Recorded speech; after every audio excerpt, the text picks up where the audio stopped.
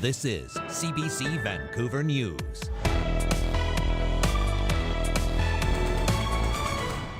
We won't see a reprieve in terms of wind direction, probably until 2 days from now. Everyone in Tumbler Ridge is ordered to leave as a wildfire inches closer to that community. More than 2,000 people have to get out. Our summers are hotter, they're drier, and the dry period is lasting longer. Water crunch in June. People on the Sunshine Coast stare at another dry summer and try to save what moisture they can. You just listen to them breathing. There's nothing that will put you more in the moment. And rebounding in the water. Whales are making a comeback off the BC coast.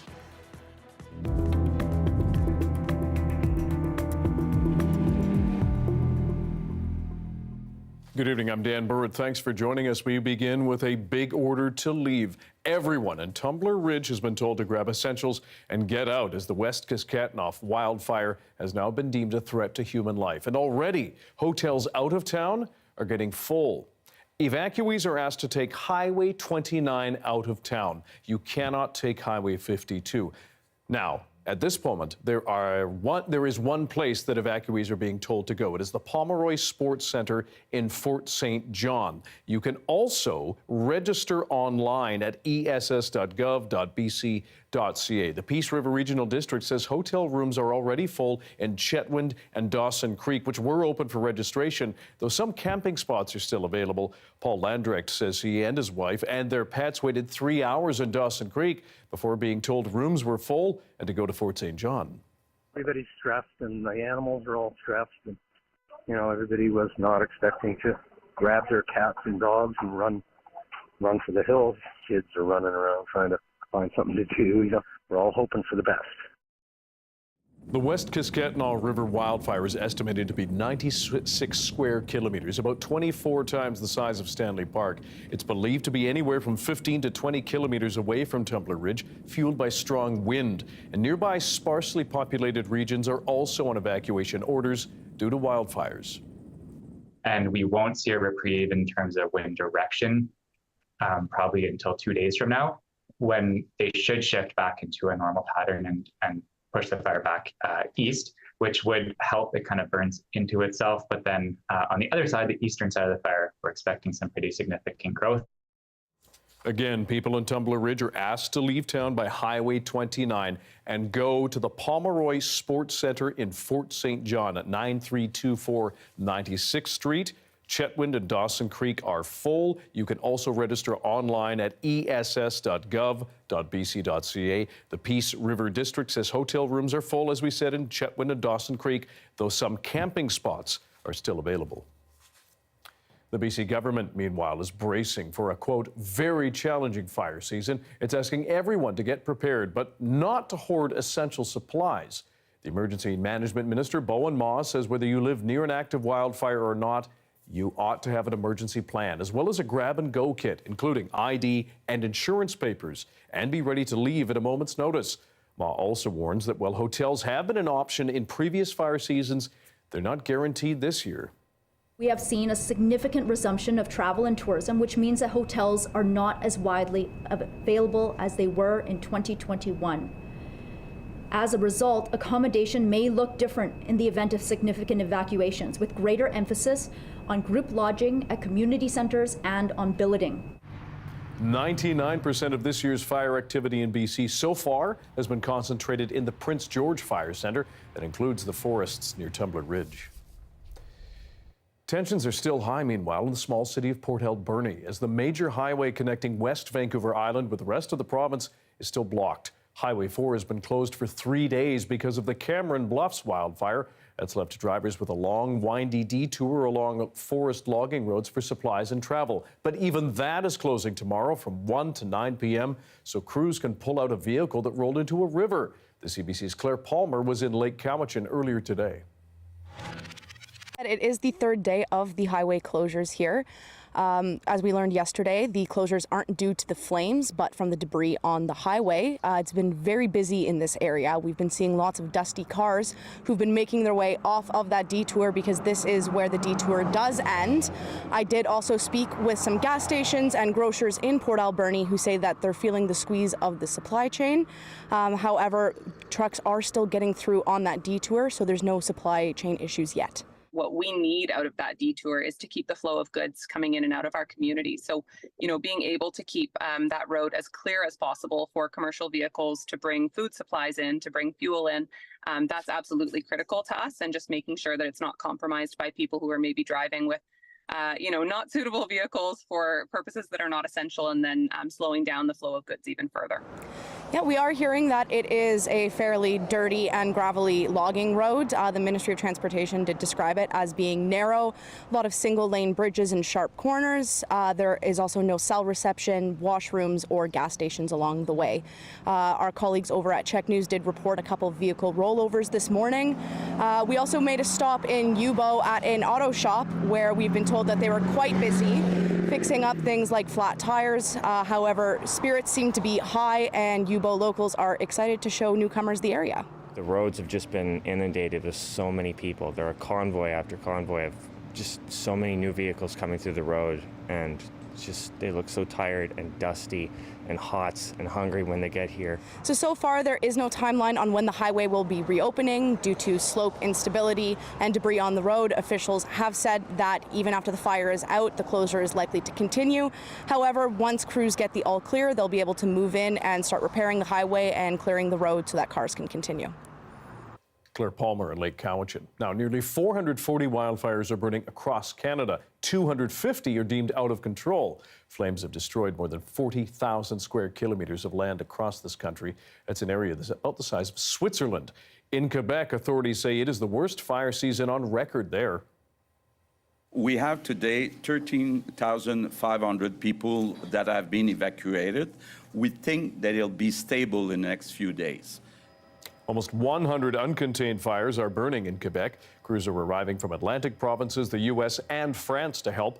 In Ontario, meanwhile, dozens of wildfires are burning in the northern part of that province. On the East Coast, Nova Scotia evacuation orders are being lifted for thousands of people in and around Halifax.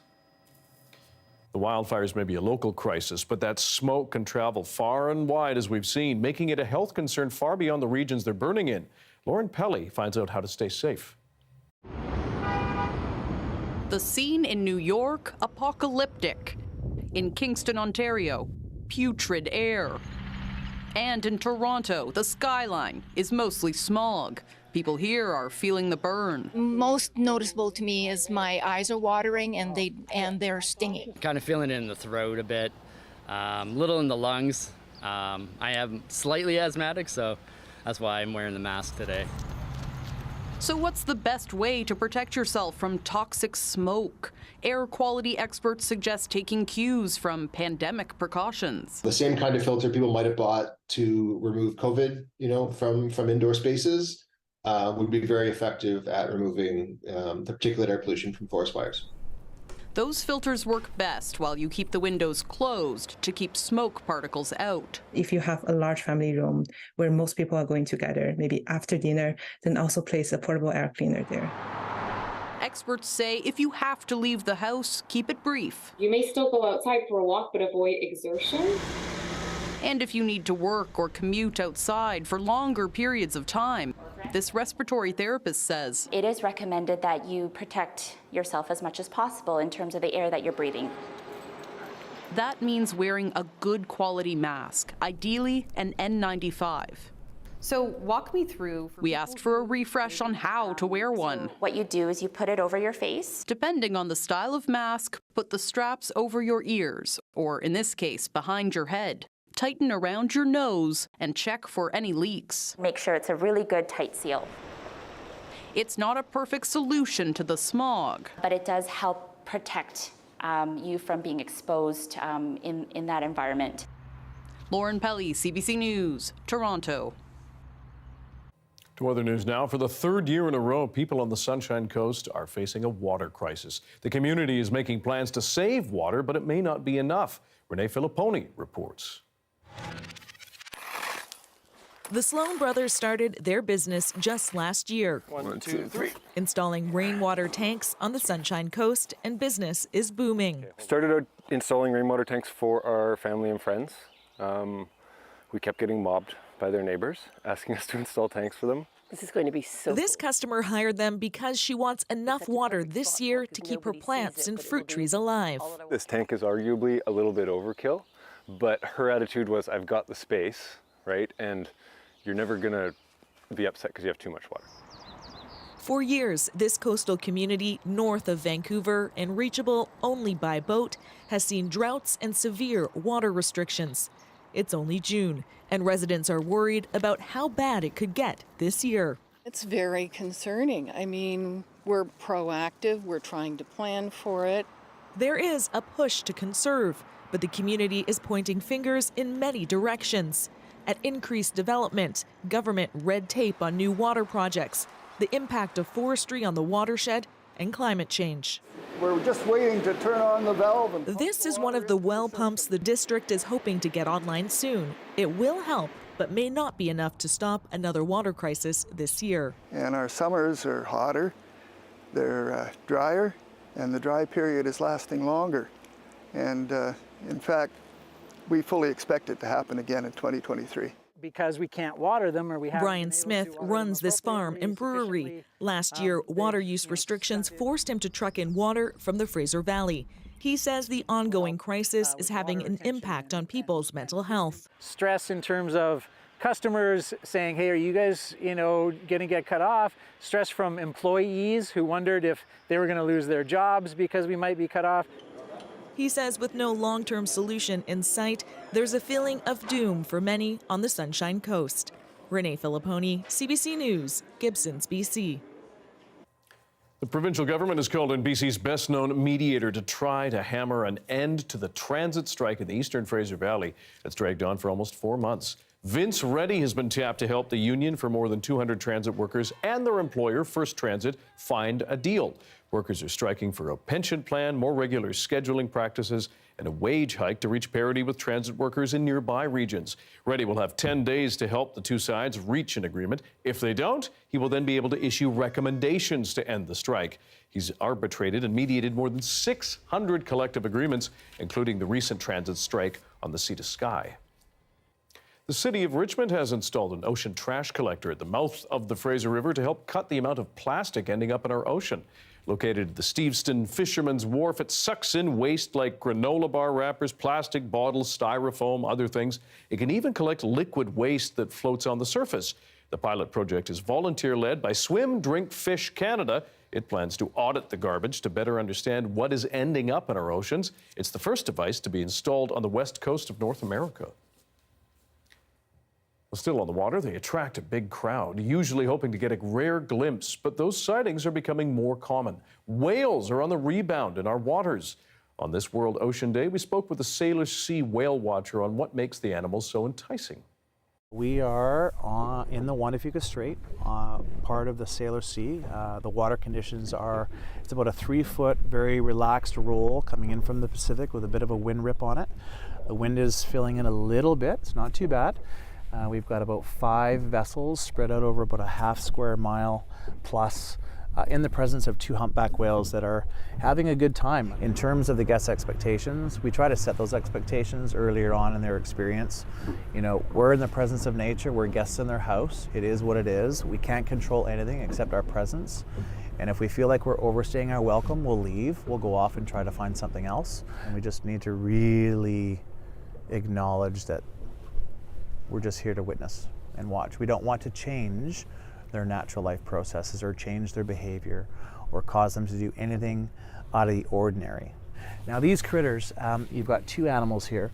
They don't have families, they don't have mothers, fathers, brothers, sisters, and they don't stay together. They have very large communities with these beautiful little social circles or friendship groups. I'll be honest, I've come out here when the sun has set, later on the season when you start to get those large aggregations of animals, you'll come out here without a breath of wind. It'll be flat calm like a lake, which does happen on occasion, even on the ocean. and it's dark out, maybe there's no moon, you just pick a spot, engines off, and you just drift, and you just listen to them breathing.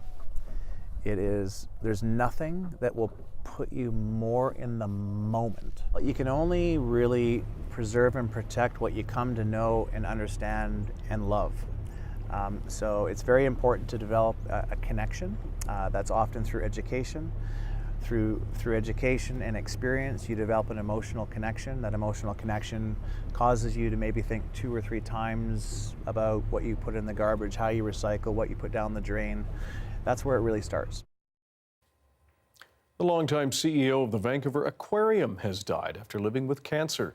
John Nightingale led the aquarium for more than a quarter century and founded Oceanwise, a global ocean conservation agency. An obituary says Nightingale died peacefully while looking out of his sunny patio in Vernon, surrounded by family and music. A celebration of life will be held in the fall. John Nightingale was 75.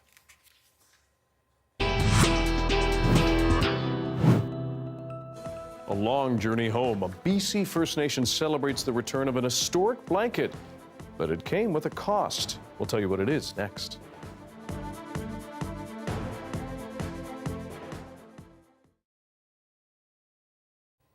Thank you for watching our commercial-free live stream tonight. The flooding that followed the breaching of a dam in Ukraine this week has killed at least 14 people so far. That's from both Ukrainian and Russian officials. Today, though, rescue efforts were temporarily suspended. The CBC's Chris Brown explains why. As if having their homes flooded and their lives washed away wasn't grotesque enough, as these Ukrainians were being rescued, Russian artillery opened fire on them. With the sheriff, this, Ukraine's chief rabbi on a humanitarian mission to flooded Kherson was one of those forced to dive for cover. Promote the river and the Russian here.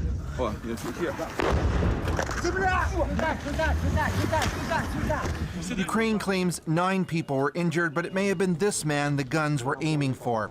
President Volodymyr Zelensky visited rescuers and met with patients in a hospital. We will rebuild everything, he said. The enormity of the breaching of the dam, which was controlled by Russia, and Ukraine claims destroyed by Russia too, is still emerging, although the many thousands stuck on the South Russian-controlled side of the river appear to be the worst off. People are really stranded in areas completely flooded without any means to leave. One hazard are countless unearthed mines that could now wash up anywhere, along with oil, gas, and other pollutants, says this former Ukrainian environment minister. We have evidence that some cemeteries were destroyed, and unfortunately, that is a great pollution as well. A pollution from bodies. Yes, I don't want to say it very loudly. But even as the enormous rescue effort continued, so did the combat, and Ukraine's counteroffensive may be intensifying. And Russia's defense minister suggested battles are raging. The enemy attempted to attack, he claimed, but we destroyed 30 tanks in 2 hours. Bluster without a shred of proof. Whatever battles may be unfolding, Ukraine's government is staying silent about them, likely for strategic reasons, but also to keep the focus on the expanding humanitarian catastrophe. Chris Brown, CBC News, London.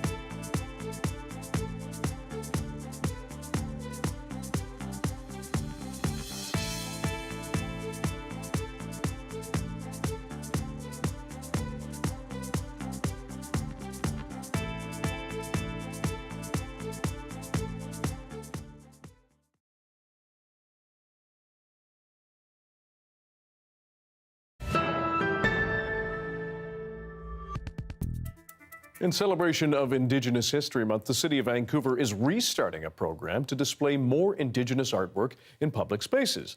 This year, 21 artists have been commissioned, and some of those pieces are already on display. The thing that I love about the Platforms program is that it has such a short production time. And what that means is we're able to tap into what is front and center in people's minds and artists' minds right now. So for example, when we had the COVID response platforms, artists were creating work about what that means, right? Like to be isolated, to be afraid, to have this worldwide pandemic happening. And with this Platforms 9 Places for Seeing, we asked the Indigenous artists, what's first and foremost in your mind right now? What are the things that are finding expression in your artworks? And so this way we were able to basically use this program, this temporary 2D program, in order to tap into what Indigenous artists are concerned with right now. It's been a celebration, meanwhile, for the Taku River Tlingit First Nation. An intricately woven wool and cedar robe blanket is on its way home. It will stop in Whitehorse before making its way south to Atlin, BC. As Cheryl Kawaja reports, that return, though, comes at a price. Anticipation and joy at the Whitehorse Airport. I'm ready to cry because it's back where it belongs. As the special cargo and clan leaders arrive, a heartfelt welcome. We brought her home! This marks the return of a cherished woven Chilkat blanket taken from the community sometime in the 1800s. I've always dreamt of, is there a Chilkat blanket that's ever going to come back to our community? This is a big deal. In a simple box marked fragile, the blanket is a direct connection to the Taku River Tlingit ancestors. It's our culture calling to us to come get it, for us to go get it, for us to come and celebrate it, because that's what we're trying to do every day. There's so much oppression. The blanket was in an unknown private collection. It appeared up for auction in Toronto last fall. Luckily, it was spotted by an avid art collector originally from the local community. After a nail-biting bidding war and tens of thousands of dollars, it's here. Paying to repatriate or rematriate this piece of their own history makes this joyous homecoming a little bittersweet. Elder Kaiyoshi O'Shea hopes whoever profited from the sale might come to know the story and significance, maybe even give back the money. The person would have feelings later down the road and return it, and the youth could use it. But today is about celebration. This summer, the community will officially unveil, honor, and welcome the return of this long-missing treasured robe in Atlin, northern BC. Cheryl Kawaja, CBC News, Whitehorse. There's a live shot of the White Rock Pier, a few people out and about. The air quality advisory for much of the south coast has been lifted, and we're due for some showers. Russ LeCate will have your BC-wide weather forecast right after this.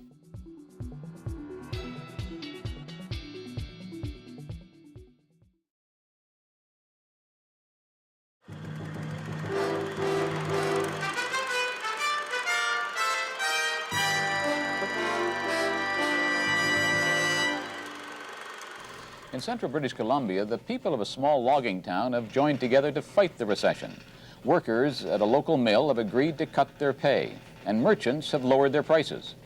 As Jerry Thompson tells us, their sacrifices are starting to pay dividends. There are all kinds of things to worry about in Vanderhoof. 20% unemployment, millions of mosquitoes just hatched, it's hot, dusty, and the market for local lumber is as flat as Main Street. But the recession could have been a lot worse. The Bond Brothers sawmill has managed to stay alive by convincing its 100 employees to accept a 10% pay cut. If you're bleeding to death and you stuff something over the bleeding, you don't really cure the patient, you just reduce the bleeding and maybe he'll live. The wage cut saves $1,800 a day, but the company is still losing money. The cut came at Christmas when the market for 2x4s was at its lowest. From Chicago to Miami, American lumber yards told Mike Bond to cut his prices. So the mill lost nearly $1 million because the inventory devalued overnight. We're still making enough money to get by, and it's a lot better than unemployment. I voted yes personally last December mainly because I thought that the company was going down. We thought by taking a wage cut for a brief period of time that we'd be able to keep our employer happy and keep our jobs at the same time until market conditions got better. Canada's big labor unions are dead set against wage concessions, and some people here were pretty skeptical about the necessity of it all. But the workers at this mill belong to the Christian Labor Association, a small independent union.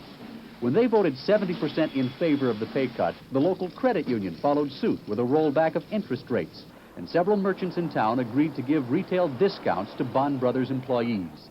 I think people around here are looking out for each other more than other communities that I've seen.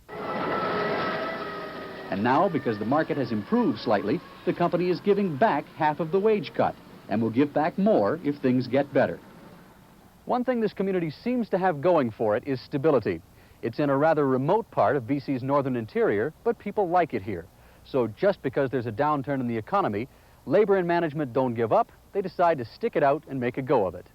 Jerry Thompson, CBC News in Vanderhoof, BC.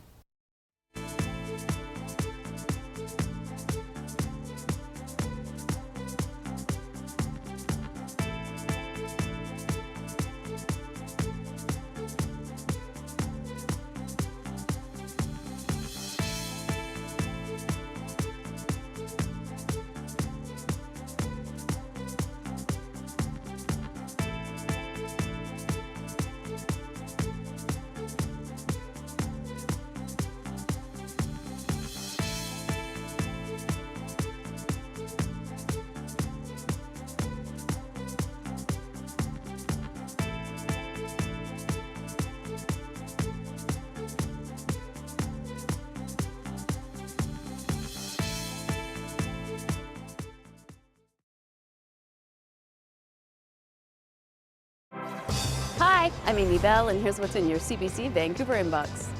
The Talking Stick Festival 2023 Summer Reverb celebrates National Indigenous History Month from June 1st to July 2nd.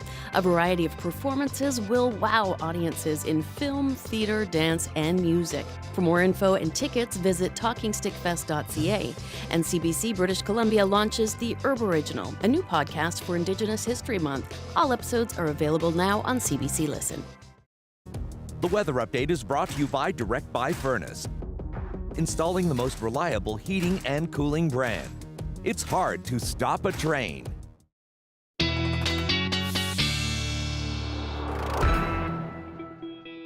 You know his voice, you know his face, you know his name. Meteorologist Russ Lacate has joined our CBC News team. Welcome aboard, Russ. Good to see you again. Well, thank you, Dan. It is great to be back and wonderful to be working together again. Yes, indeed. From radio wars of the past. And we both got the blue Paisley memo today, thank God. We certainly did, yes. Now, let's deal with, first of all, the concerning situation in the Peace and the Tumbler Ridge situation. Yeah, it's our top weather-related story, and it is the Tumbler Ridge wildfire. Of course, they're in the maximum extreme fire danger rating right now. The fine fuel moisture code, very high. That means the fires are very easy to ignite and continue to persist as well. And it's been persistent because we've had an easterly flow across parts of Alberta and Saskatchewan. During the day today, the easterly winds continue to push those fires closer and closer towards Tumbler Ridge. Very hot again tomorrow, likely topping 30 degrees. We'll get a little relief showing up towards the weekend sometime. So I'm seeing about 31 around Tumbler Ridge tomorrow, still with very high fire danger rating.